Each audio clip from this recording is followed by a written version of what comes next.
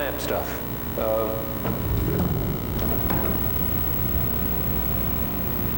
Over here, I have a file of systems. So I have a file bh.txt with these few IP addresses which we want to run nmap against. And we'll save the output in XML. And we'll take this XML output and import it into htdprint and run htdprint right against it. So let me say nmap minus input file bh.txt minus output is in XML form, so bh.xml and some of the ports that I want to scan, I just have port files, so just say cat ports.txt. Running nmap, let's run, it's come back with these following results. So some ports are open, some ports are closed. Let's just look at the XML file really quickly. So bh.xml is a standard nmap generated XML file with various ports open and closed and hosts all listed in here. Now we're going to take this file and import it. I've actually already copied it over to this Windows box.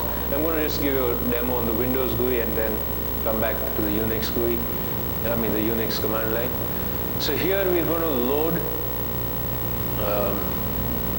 this nmap file, XML file. So click on the nmap button, say import bh.html, click on load. When I do that, it's going to populate this grid automatically with the web server ports that htdprint knows about. htdprint has a list of known ports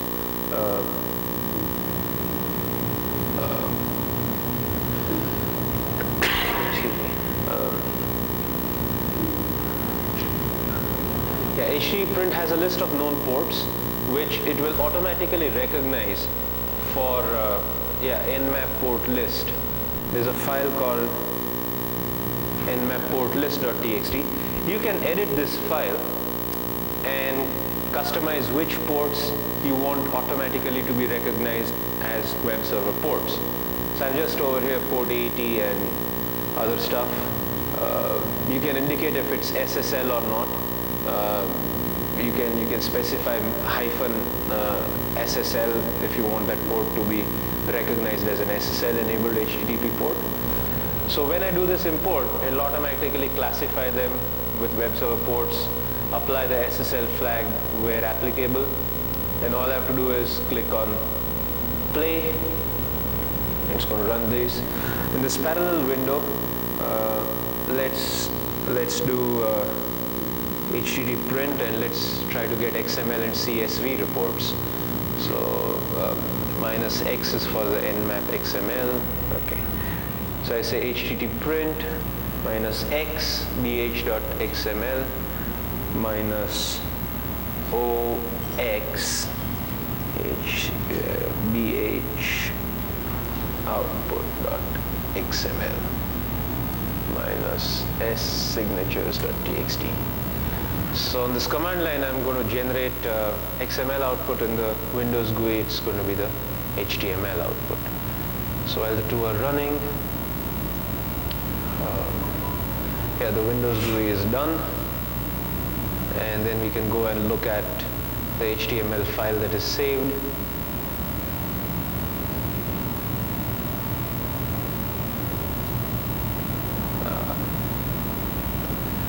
Here you have the whole report once again in HTML. On this side, on the command line side, we have generated an XML report. Let me show you that. Say bh output.xml. This is especially useful if you want to import htdprint data into any of your tools or scanning utilities. You want to import it into a SQL table. This will make it really easy. So you have various XML, like you have the server IP tag, port number, banner reported, banner deduced, icon, you have a signature thrown in as well, and all these other scores are thrown in with various tags. So you can parse these as you please. CSV output is also possible. CSV output is pretty simple. It's just this whole tabular grid in double quotes separated by commas. So I'm not going to run that right now. Okay, what else were we going to walk through? Okay, now let me talk to you a little bit about confidence ratings. So this is one of the major improvements with version 200 of HTTP print and onwards, is I've used a fuzzy logic based method for picking the best match. Previously it used to be a score oriented method. The highest score always wins. And sometimes you have two scores very close together, say 126 and 125. Now, which of the two might be the winner? Well, it was very hard to say, and sometimes if you're dealing with obfuscated servers, they might be different server families. But with confidence ratings, we're able to easily tell. We don't look at the total scores anymore. We just look at the percentage of confidence ratings. Confidence ratings also allow us to identify false positives. One of the things with HTTP print, or for that matter, any fingerprinting tool, is these tools will only recognize those signatures which are present in its database. Like if the tool knows of only 3 web servers, whatever server it's run against, it's only going to report you one of 3. If it's a totally unknown 4th server, you can't expect it to come up and say, okay, this is an unknown 4th server. However, with confidence ratings, you can get pretty close to identifying if a particular server signature is not present within your set of signatures. Let's just say you ran HTTP print. HTTP print only knows of Apache and IIS. And you ran HTTP print against Netscape Enterprise server. And HTTP print reports this is an IIS server. It's of course false. But then if you look at the confidence rating, it will have a very dismal confidence rating, say something like 10% or 15%, as opposed to the 80s or 90% confidence ratings. So when you look at that and you find out that the confidence rating is too low, you have to think, saying, okay, what is it that caused this confidence rating too low? Is it a part of my signature database? No? Okay, let's add it in there. Then when you run it again, confidence ratings are going to go up high. A little bit about the signature database. It's just an ASCII text file. It's exactly like this. If a signature does not exist, you can just cut and paste the output in there. Let me show you.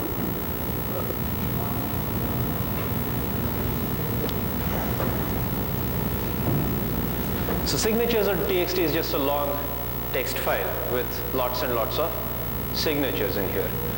You can add your own just as easily. If you have, I've also allowed the facility for including 16 by 16 icons. So if you have nice pretty icons and you want them in your report, you can add them with this icon thing. I'm trying to find my mouse over here. There it is. So yeah, you have this icon and it'll pull up the GIF file and throw it in the report for you as well. If you contribute signatures, your name will become immortal in the signature databases, as these fine folks have done.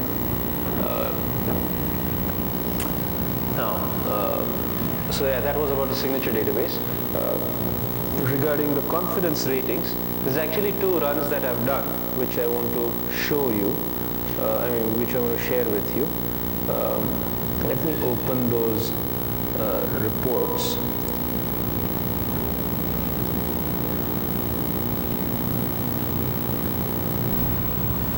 Get this and okay. Here's a run against a particular range that I had done. Notice over here there are certain servers, especially like this, the ones which say EMW HTTPD 1.0. In the banner string, it reported nothing. So we didn't have a banner string coming back from the server, and HTTprint deduced them as EMW-HTTPD 1.0. However, if you look at the confidence ratings are pretty low, something like 30%. Doesn't have full confidence ratings. So I went in, I investigated these particular IPs saying, what is it? Is it really EMW-HTTPD, or what am I really looking at? Turned out it was something completely unknown at the time. Then I just took the signature, added it in the signatures.txt file, and ran the tool again. And this time when I did, it was actually a web-enabled wireless access point called MikroTik, and had its own little OS with an embedded HTTP server. So once I added that tag in saying this is a MikroTik router OS, it started recognizing it subsequently, and noticed that the confidence ratings are now in the 60%. So this is how you can spot from confidence ratings that something is wrong and how you can take corrective action. Next, I wanted to share with you some of the runs that I've done on real sites, on especially, okay, in this paper, there's this last section. It has, I've run this against 5 sites. One on walmart.com, poundstone.com, port80software.com, they make server mask. Ran it against ubizin.com and datec.com. I wanted to see what these servers are reported as. All these servers are obfuscated. Like walmart.com claims that they're running, their banner reported is IIS 5.0, HTTprint picks it up as Apache 2.0.x. Foundstone, I know it is Apache because I used to work there once, and they had recompiled it as WebStar. This again picks it up as Apache 2.x. Port80 software, they make server mask, and they openly admit that yes, we are using server mask, and it's reported as the IIS 5 family. Ubizin has just changed their server string to just simple web server, and it gets recognized as Apache 2.0.x. And Datec has changed their string to Ameritrade web server, but they're really running Netscape Enterprise 4.1. To correlate my findings, I also looked up Netcraft, and I have all these results from Netcraft. Netcraft does a wonderful thing. It maintains a history of the banner strings that led me to believe what's really going on. If we look at Walmart, we notice, can you guys read this?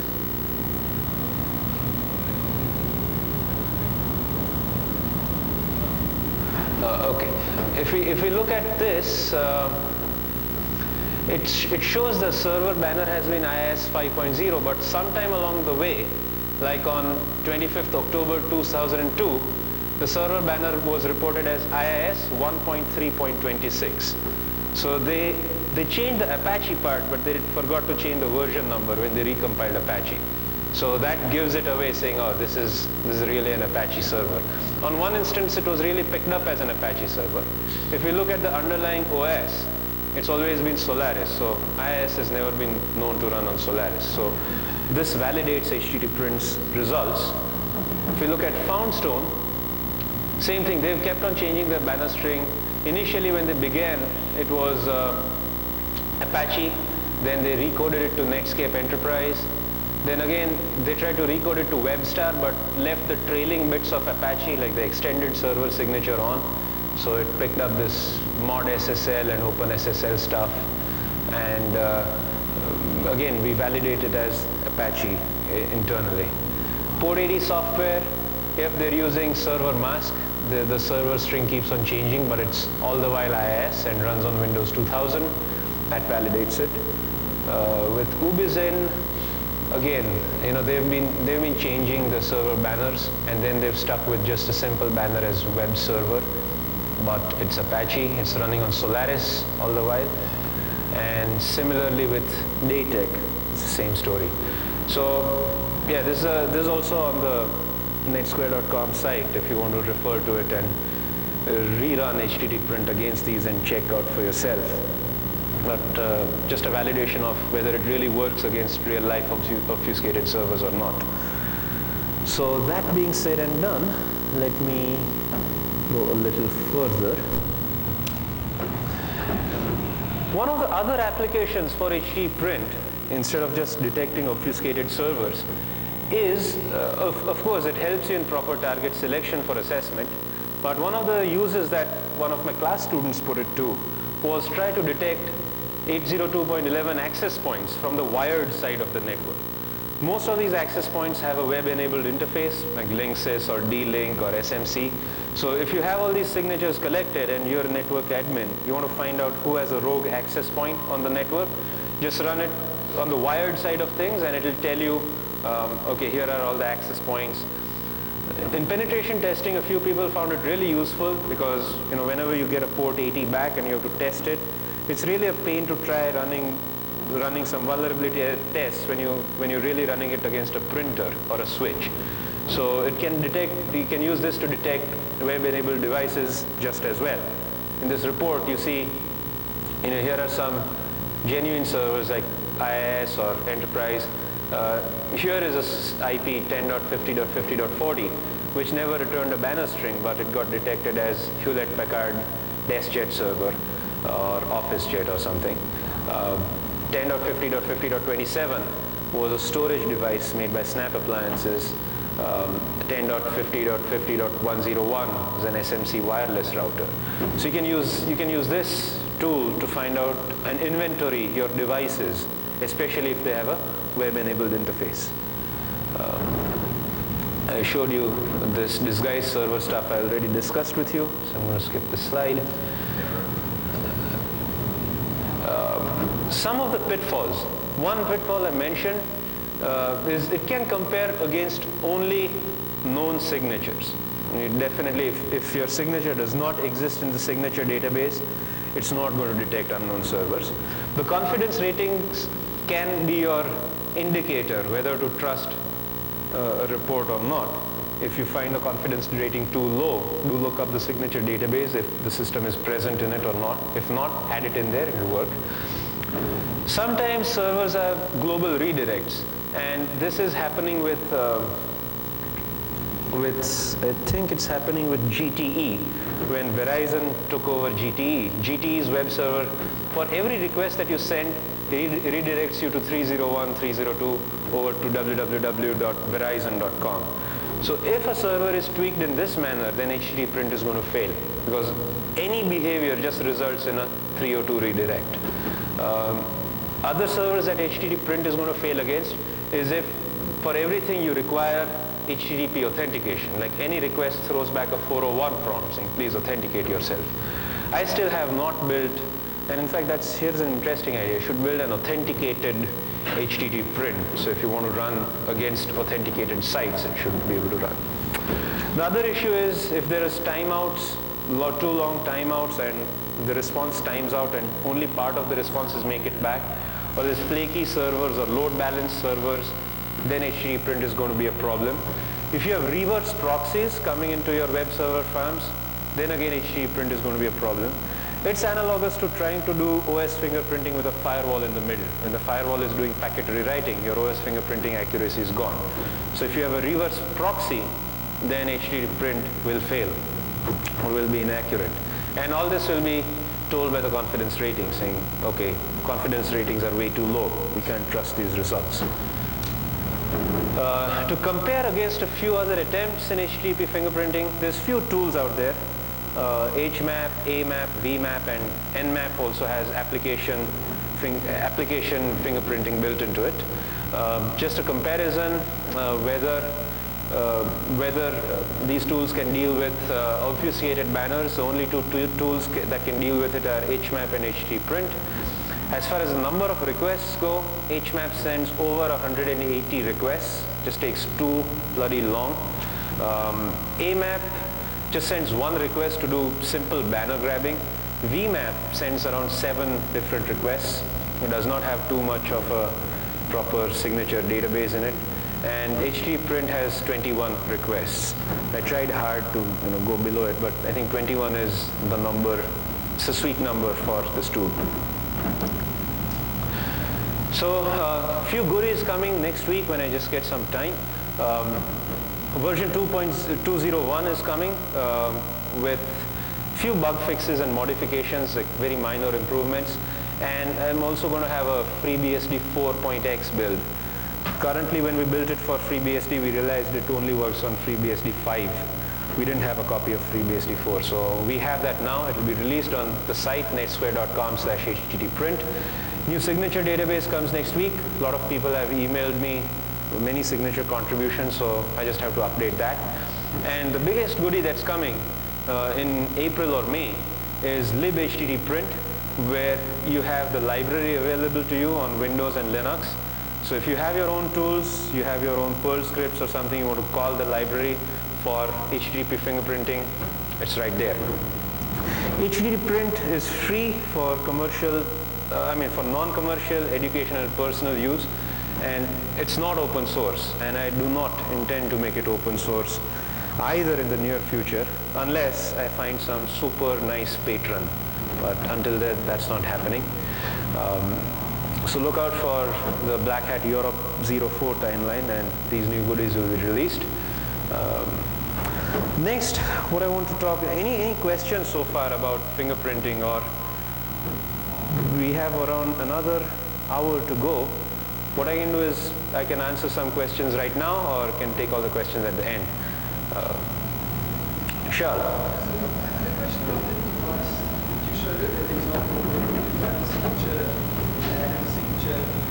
Yeah. In case like that, we have exactly what you mentioned. How come the confidence rating is still only 60%? I'm sorry, could you just repeat the last part, please? In a case like that, where you know exactly what the signature for the device is, yeah. How come the confidence rating stays so low? Wait a second. In this example? This one's not the devices.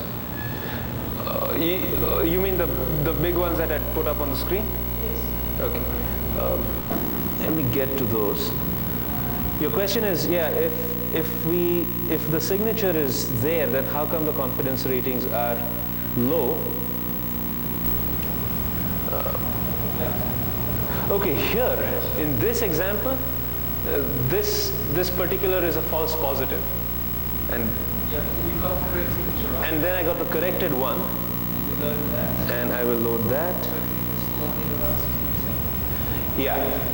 So in the corrected version, it's around 60%. It's not too high, but it's double than that of the previous round.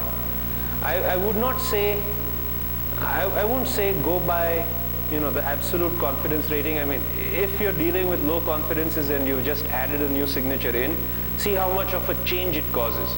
If it doesn't cause too much change, then there's another problem of logic false positives. I've had a couple of logic false positives too. Especially this happens if a particular server is derived from another server. Like a lot of servers are derived from Apache. And IBM has its own IBM HTTP server, but I've deliberately not added its signature in because in a way, it's all Apache. So then what happens is other Apache servers get reported falsely as IBM HTTP servers. So what we're really trying to extract, and we need to be careful in adding to the signature database, is if we're adding too many signatures of the same parent server, then we're going to run into many confidence issues. Confidence ratings works on the way that how effectively can I single out a particular signature from the rest. So if you have many in the family that are vying for competition, then signatures don't get singled out. So that's what's happening over here. This MikroTik router OS must be some embedded derivative. Like nowadays you just have all these PIC micro chips which come built in with a web server, and then they get used on all devices. Must be one of these. This is a hardware-based web server. Some of these don't even implement the HTTP protocol spec properly, completely. They just you can only use GET. You can't even use POST against these, because all they are doing is just displaying static stuff.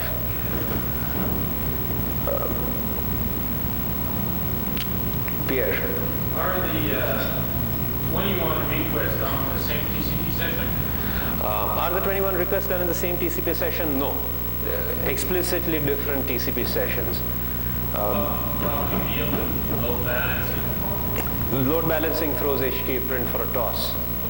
Unless all the servers behind the load balancer are exactly identical. If they are, then it's, the same behavior can come from any of the servers. But if they're different, then we have a problem. If you send it in the same TCP request, you perforce have to deal with HTTP 1.1 servers. You can't deal with the 1.0 servers. And if you load HTTP print and sniff the traffic, you'll see that I'm also trying to play with the protocol a little bit to figure out the differences in there. Okay, we shall go on to the next topic, that is page signatures. It's completely different than fingerprinting. So now I'm going to present you a completely different concept. Fingerprinting is all dealing with HTTP headers and HTTP behavior. What we want to now look at, especially when building automated tools for assessment, is the content that gets returned, the HTML content. Especially we want to look at customized error pages. You have, for a particular behavior, instead of a 404, you're getting a 301, 302 redirect. Some servers also return a 200 OK. What happens is, because HTTP is so customizable, we cannot really rely on the server's response codes. You can easily build a server which returns 200 OK for every, even in the case of 404, and then try running Nikto against it. It will show you every vulnerability under the sun lighting up. Then how do you determine what's present and what's not? In fact, the developer of Nikto emailed me 2 weeks ago. He wants some of this fingerprinting technology to be built. I'm going to see if we can cooperate and come up with a really powerful tool. So therefore, to overcome this customized error problem and customized response code problem, we now know that we can't trust the code number that's coming back. We can't really trust the 200 OK or the stuff that's coming back. So how do we make sense of what's a valid page that's got returned and what's an error? And for that, I present to you the concept of page signatures. So for every HTML that's received back, we derive what's called a page signature. The objective here is to accurately identify proper HTTP response codes and responses. We want to minimize false positives. Of course, it greatly helps in automated testing. And again, the fun stuff is, when you're applying these theories to solve a particular problem, you always get these nice side effects. So one of the side effects that I derive out of page signatures, and quite a few, actually 2 or 3, is we can extend page signatures beyond error detection. One of the things we can do is to figure out group different resources by functionality. Like, for example, if you have a website which is template driven, you have one CGI or PHP that is generating all these pages with different data. Page signatures are totally oblivious to the data in there. They just care about, they will return the same page signature for all similar looking pages. Page signatures solve the problem of whether this page is similar to this page. So sure, they both have a grid of gray blobs on it. The words may be different, but this page and this page look similar. This page and this page does not look similar. This page has thick black bars and lines, but this page is similar to this page. So this is what page signatures will tell you. And if you have crawled a huge website and you have all these HTML, you can run page signatures and they'll group these pages for you, saying, okay, these 30 pages actually have the same page signature. So therefore you can say, oh, they got generated from one particular source. More about that a little later. Let me dive into page signatures per se. Each HTTP response therefore has a page signature. It's completely independent of the content. Absolutely, again, no string compares done, nothing inside. I don't care about what's in there. It has the ability to overlook random content to a certain degree, just by the way that it's designed. All page signatures are constant in length. They are 32 bytes, as shown below in the blue bar, along with 3 bytes extra for the actual response code that was received. Not that it matters, but I'm just throwing these two together. Computation time for each page signature is order of n, where n is the bytes of HTML that got returned, and comparison time, because they're constant in length, is constant. So it's a very, very efficient way of analyzing, of doing analysis on the fly with automated testing. So over here is, and I'll give you a live demo of this to illustrate this better. Here's an example of a normal error page. You request for some resource that was not found. It's going to come back saying, oh, this is not found in the browser.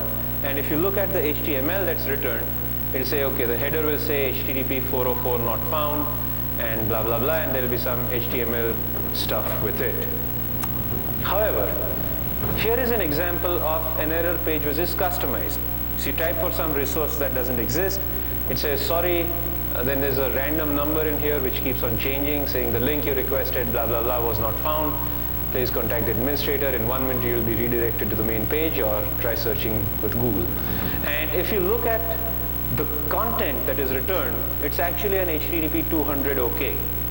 If you run a vulnerability scanner against this, it's going to light up with every vulnerability that it knows about. Now, with this scenario, how do we get around stuff? So therefore, we derive page signatures, since they're independent of content. No matter if you keep on giving different stuff, different URLs, even if it returns randomized content like this, all the page signatures are going to remain absolutely the same. Here are all examples of 404 pages. Their contents may change, but their signature doesn't. So let me give you a demo of that. Page signatures are still in the pipeline. I'm still doing some R&D with it. So actually there is no tool in the public made available, but stay tuned for May 2004. Something good is going to be released. So let me just pull out the demos.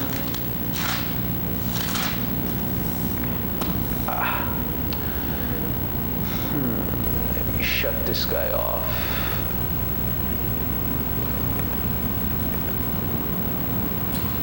By the way, if you're using a Mac, virtual PC is a godsend. It's incredible. Okay, open up a browser.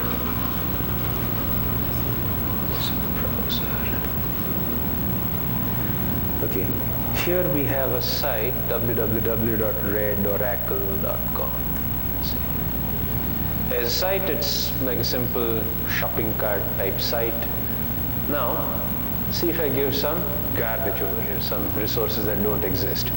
If I give this, if I try to force a not found error, it says, sorry, this page was not found, and the customized error code. I can try to look for some other resource, and it gives you another error message. See, the content keeps on changing. That's because I just inserted a random number. Even if I keep hitting reload, the random numbers keep on changing. Now, let us look at the HTML, the stuff that's returned. So let's just do netcat against www.redoracle.com, port 80, get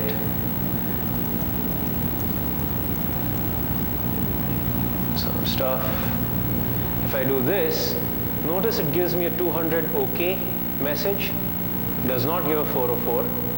And here's all the HTML, here's the random stuff in here. If I do it again, same URL, I'll get some different random numbers in here. So now, what do we do with this? This is a tool I've written called Page Signature. It's still in the prototype phase, not yet released, but I can demo it. Page signature, you just have to give the URL.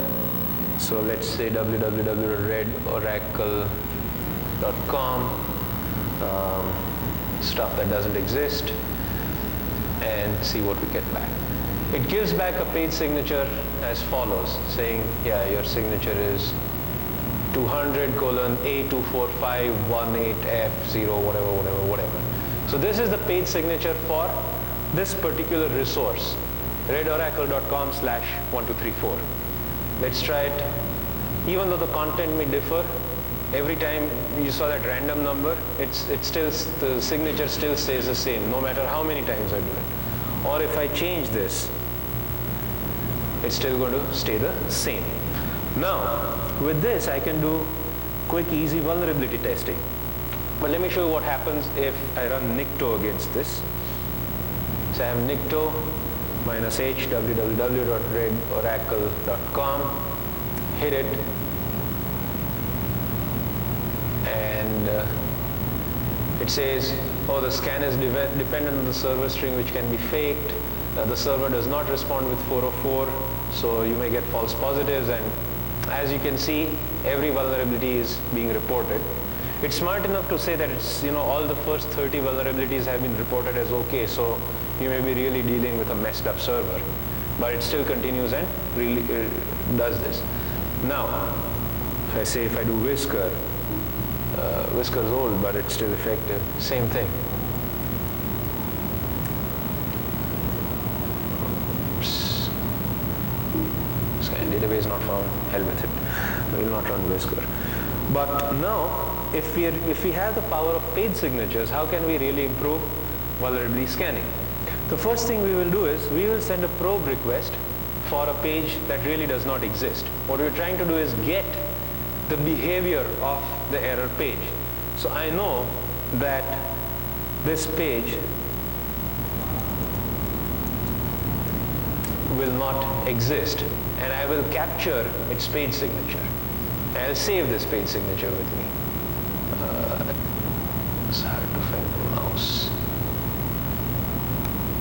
So let me highlight this and save this. Cut it.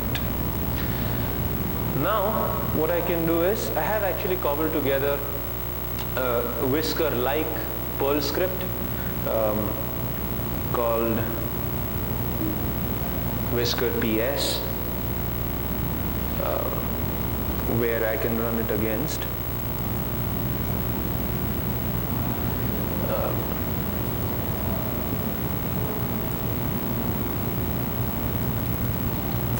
it's www.redoracle.com. It's a Whisker-like stuff. It has all the list of known vulnerabilities, and it's trying them. However, for every vulnerability, it's returning me its equivalent page signature. Now that I know of the error behavior, I can filter out all the resources which came back with a different page signature other than the error signature. So then I will know what really exists and what does not exist. I mean, as you can see, these things fly by somewhere, sometimes, like the last one just changed, which means this resource actually exists and returned a different signature than the error signature. Or I can be a little smart and say grep -v, this thing.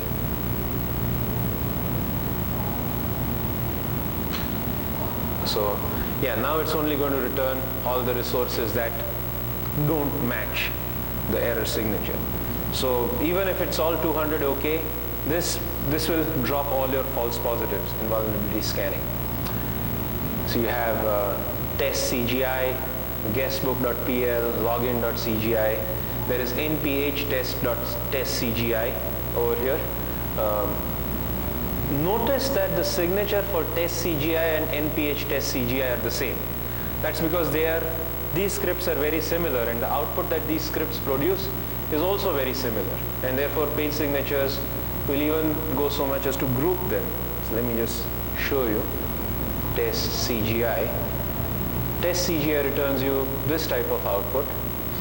nph test CGI returns you more or less the same. It's not the same. There's just a couple of more things returned in test CGI, and even the script name changes, but the output is similar, and therefore the signatures are also, it's a signatures tell of similarity, and therefore they're the same.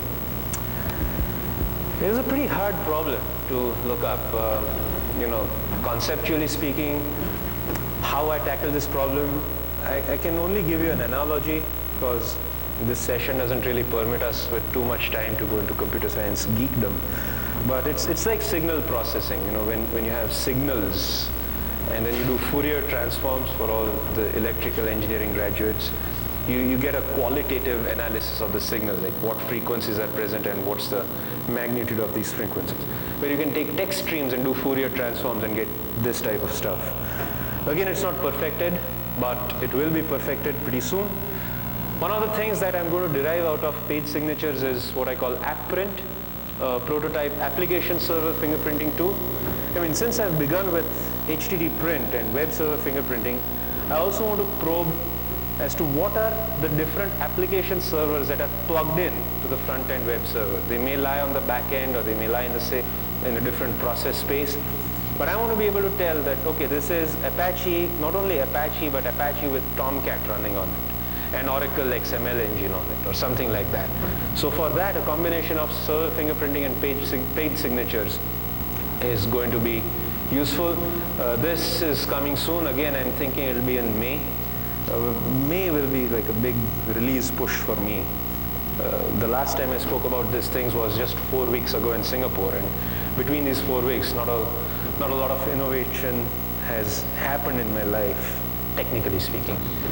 Other goodies that are coming soon is libpage signature. A lot of people have asked me if we can use page signatures in our own tools, like the guy who's developed Nikto is hankering for this. So I'm going to release libpage signature. Again, the licensing is going to be very similar to HT print, not going to be open source, free for non-commercial, educational and personal use, and commercial licenses will not be very expensive either. And I'll make this libpage signature as a DLL for Windows and as a shared object for Unix, Linux. So that's about page signatures. Next few minutes, let's spend talking about reverse proxy servers. Like I mentioned, one of the benefits that you get out of doing this type of research is you can always apply these concepts to different things. And one of the concepts that I applied page signatures to was build a little technique to detect reverse proxy servers or open proxies. Open proxies or reverse proxies are servers which you can use from the outside to send proxy requests to a completely third server. Open proxies are you can actually bounce off an open proxy and go to any other public site on the internet. So I made my open proxy detector with page signatures. Let me show you how. But before that, let me show you what reverse proxying is. Here is an example of a layout.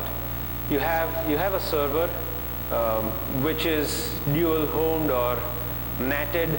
One, it has a routable address which can be accessed from the outside, and another non-routable address which is in its private IP space.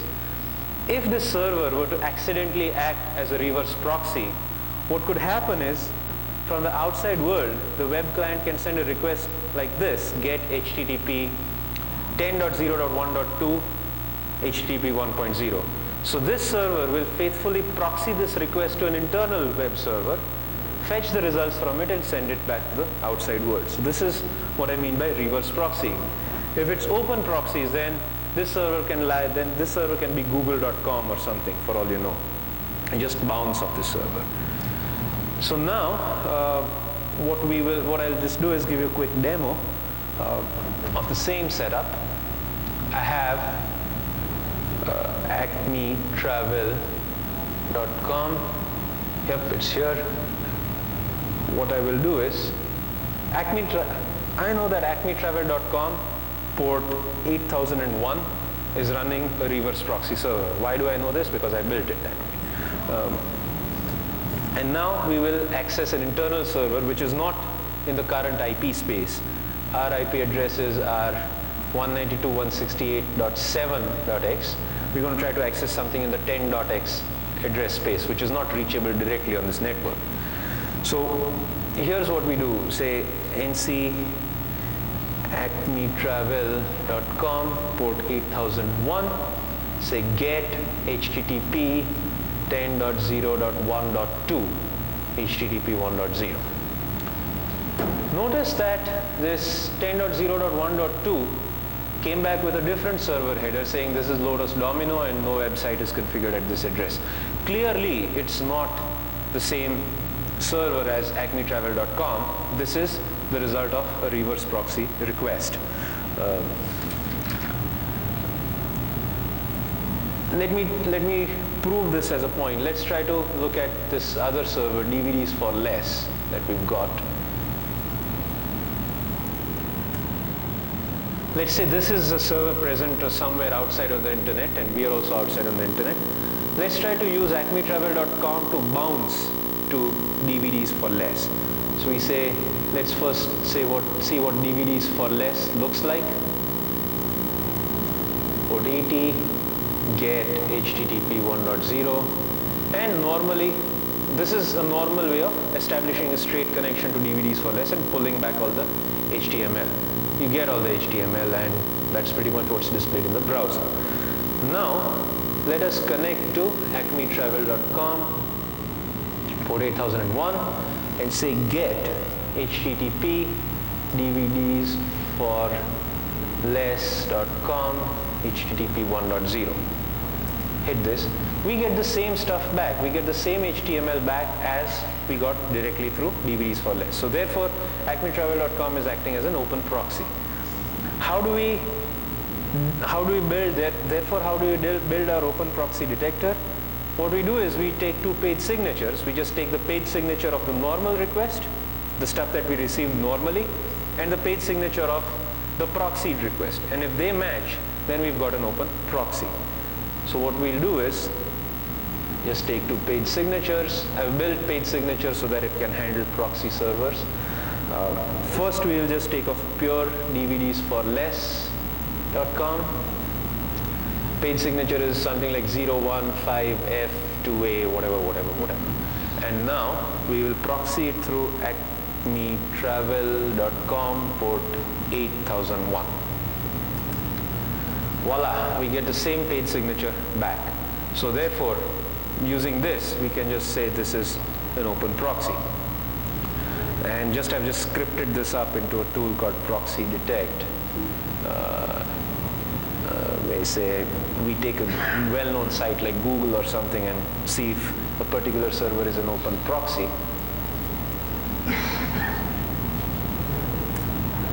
So, oops, 18. Okay. So here's what this script does is, what it does, it tries to connect to a well-known server. In this case, it connects to DVDs for less. It first establishes a connection via proxy. Second, it establishes a direct connection. And if these two match, then it says, this server that you're targeting is an open proxy. So that's about open proxies and reverse proxies and how we can use page signatures to detect these. It doesn't require too much extra effort, just the same technique applied to a different concept. And last but not least, I want to mention and introduce a third tool is, once we have reverse proxy servers are dangerous beasts, especially if you have the connect verb enabled on them. If you can establish connections using HTTP connect, then you have the ability to establish any bidirectional TCP connection. It's a little complicated. This HTTP connect was originally intended for SSL traffic. Like if you're on an internal network, you're going through a proxy and you want to go to some SSL site outside, what your browser does is it establishes a connection using HTTP connect to your proxy server. The proxy server just establishes another TCP connection directly to the SSL server and just hands the two streams together. So then your browser will be straight away talking to the SSL server by these two joined TCP streams, which are opened up by the connect verb and your question. Just trying to sort out which, maybe I misunderstood, you were talking about a reverse proxy scenario that would allow the use of the connect verb. Yeah, I'm going to talk about reverse proxies or any proxies that will allow you to use the connect verb. I mean, the connect verb is basic to the outbound proxy, the reverse proxy.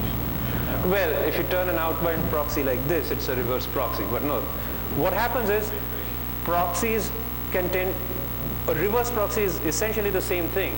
They work both ways. So if you can proxy in using normal HTTP and the connect verb is enabled, then you can also proxy in a reverse direction through using the connect verb, and I've done that. And that would be a misconfiguration. It is a misconfiguration, definitely. I mean, sure. Oh, absolutely sure. Reverse proxy servers originate from misconfiguration. That's golden statement, definitely. They are left open. So that's what we're trying to hit. So yeah, coming back. Yeah, once the HTTP connect is established, the connection proxy simply passes the TCP data back and forth. Here I will just illustrate an example. And the demo is something like this. We have with us an open or a reverse proxy called acmetravel.com on port 8001. The internal networking of it is in the 10.0.1.x network space. Somewhere on the inside is a system 10.0.1.2 running terminal server on port 3389. We on the outside have an RDP client, and how would we? We want to hack through and get to the terminal server inside through this open or reverse misconfigured proxy. How would we go about doing it? Well, we introduce an intermediary running a tool called DataPipe HTTP, which is derived from the old datapipe.c tool written sometime in 1995. I've made modifications to establish an HTTP connect before that if specified. So what happens is, this data pipe is actually, it opens up a listener on one end and forwards the connection to a port on the other end. So you open up port 3389 on the system running data pipe and tell data pipe to establish a TCP connection via the proxy to internal port 3389 using this connect verb. So data pipe will issue this connect and set up the TCP connection, and then you can connect using your RDP client to it. I've added some intelligence so that this connection is automatically established by data pipe once an incoming TCP connection is received. So yeah, here's a modified DataPipe HTTP proxy. This is open source and it's free. It's available on netsquare.com/datapipe-http. You can establish connections using connect. Once established, the TCP connections get handed over to the calling client, and this has the ability to handle multiple connections as well. So this is what happens, and I will just demo this shortly. So you run DataPipe. Syntax is following: DataPipe with local port 3389, connect to 10.0.1.2 port 3389 via acmetravel.com. Why is my voice ringing? Via acmetravel.com port 8001. This is strange. It's giving me a subliminal headache.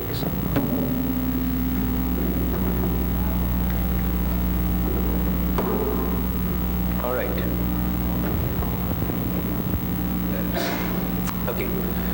So where was I? Explaining the complex mechanics of data pipe with a ringing voice. So here, okay, the first connection, these blue arrows are the first setup of the TCP connections. Once this connect is established, data pipe joins both the streams, and then all return data flows through data pipe, and then bidirectional data can continue onwards. So let me now just demo all this complex setup. Here, I'm going to open up a second window. I'm going to also run a sniffer to show you what really goes on.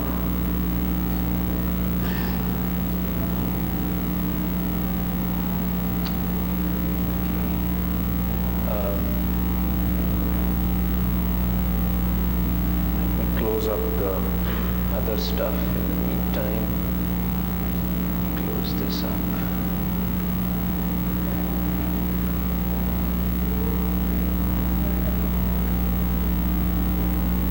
Okay, now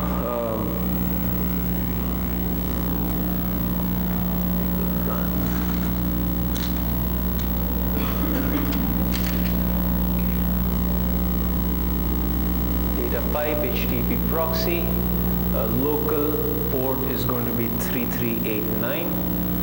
The remote host is going to be 10.0.1.2. The remote port is 3389. The proxy host, it's going to go via acmetravel.com and the proxy port is 8001. So hit this, data pipe is running in the background, listening on port 3389. netstat minus NA will show you. Yep, it's listening on port 3389. Now, on this side, let's run a sniffer.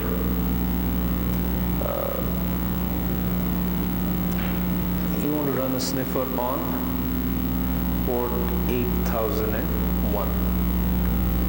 We do this, and then we want to connect using terminal server.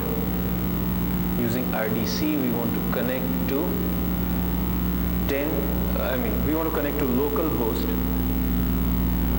0.0.1 and connect. Notice all this stuff goes through. There is, if I bring this window over here, yep, the connection got established to localhost on terminal server. If I look at the sniffer, you can see these packets are just continuously going on every second. That's happening because this cursor over here is blinking. So it is definitely RDP traffic. Let's try to analyze how the whole sequence began. So we go to the top. See here, the first thing that happens is automatically connect verb was shot out using data pipe. Connection was established. You know, the return came back from the acmetravel.com, which is on 192.168.7.55. It came back to us saying connection established. And then at that point, data pipe just does a loop on the stream and joins the two TCP streams together. And then all this data is all RDP data that's flowing through. So you get all Windows RDP stuff and the login screen and whatever. And it's robust enough to let a connection through. I mean, it will keep it through. So yeah, here you're tunneling everything over an HTTP proxy to an internal network which you can not reach from the outside. And now my voice is not ringing, it's booming. Okay, yeah, so here it is. Term server over HTTP proxy using data pipe. Let me show you what I did to data pipe. It's pretty easy. And the source is available on the netsquare.com site as well.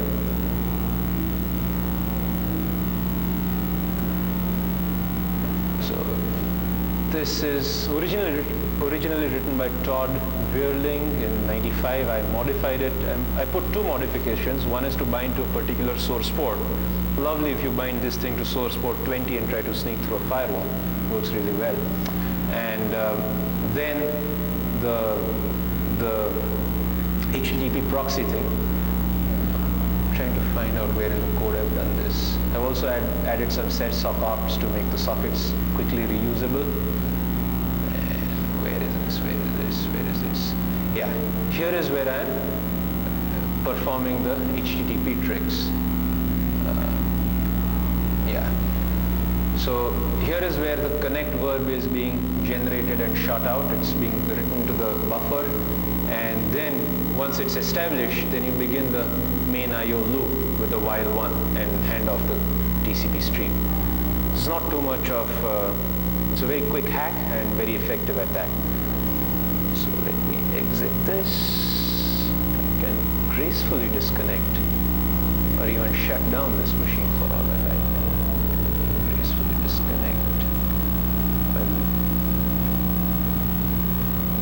Oh, what the heck? Put it.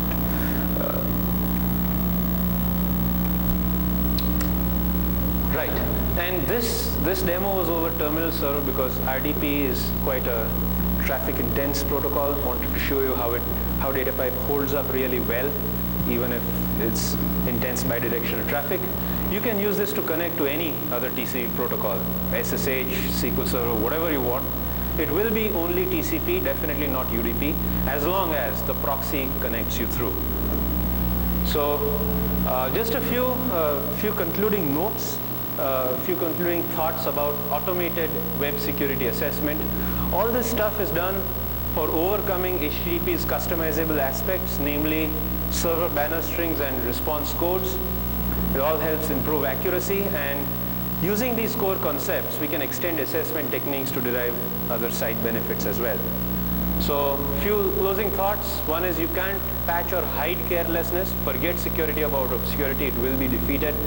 Read good books like this, and please don't plagiarize my talks. So, oh well. That's the end. So thank you very much for putting up with this marathon session. We have many minutes open for questions and answers. The official break is at 12:30, and I will be at your disposal till 12:30 and your question. In the situation you were showing where you were connecting back to 3389, in kind of a proxy situation where there was explicit access control list determining what to go to each specific control list, you wouldn't be able to get around that. Yes, if there is, the question is, I was using connect to port 3389 on an internal host. If there is an access control on the proxy which forbids me either to connect to hosts or to ports and restricts me, say, only connect to 443 or only connect to this or that, then I cannot get around it. That's true. Yeah. Yes, of course. And of course. Definitely. Yeah, this is not the world's sharpest hack. I mean, this is just to show how a tool can work. In situations where, Saturn is at the zenith and, time is 7 o'clock and the proxy is well aligned for you. But, oh well, it's just something that I wanted to show. My main stuff, of course, is HTTP print and page signatures. That's the core of the talk. Any more questions? Or are we really hungry and want to bolt out for lunch? Yes, yours.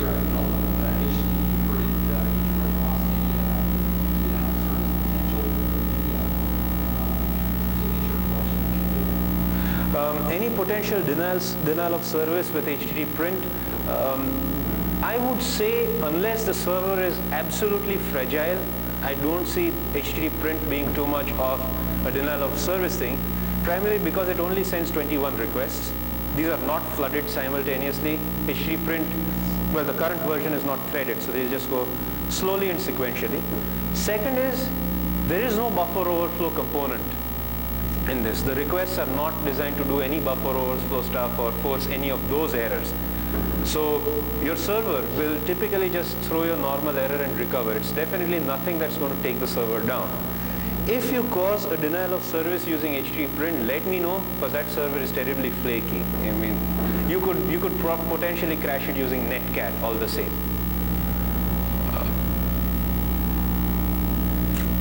Anything else?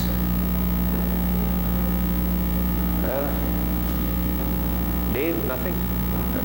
All right, you're free to go. Thank you.